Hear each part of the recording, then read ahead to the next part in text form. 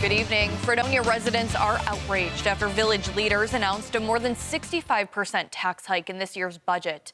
Tonight, a public hearing on the matter quickly turned heated. News 4's Dylan Morello is there. He has this story. This time a year ago, Village of Fredonia neighbors had to come to terms with a 6% tax hike. Now, when they heard that this year's could be 10 times that, they were angry, making their voices heard and saying this is something they have never seen. Surprise of it, the shock of it. How did this happen suddenly? 65%? The area is circling the drain. Everyone knows it. Driving people out is not the answer, but that's what's going to happen.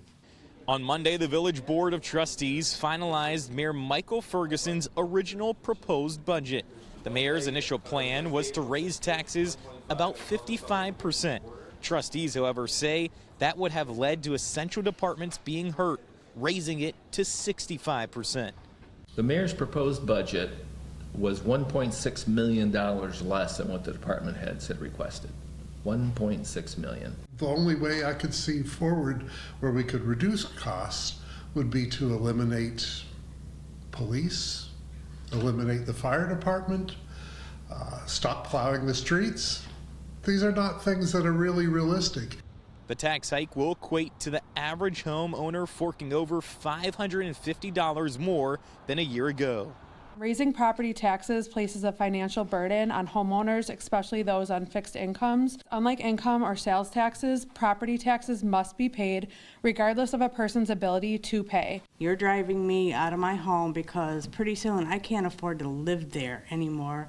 Water and sewage-based usage fees are also going up, along with a 60-cent increase to $7.60 per 1,000 gallons.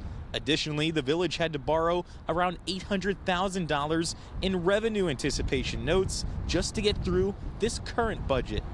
I am interested eventually in how the village plans on proceeding after this proposed tax hike in a manner that more responsibly we're able to budget. Looking at fee structures, parking fees, we've applied for a grant with the city of Dunkirk to do a feasibility study to create a regional emergency center. As long as we're not reducing services and we're saving money, there's nothing at this point that we will not explore.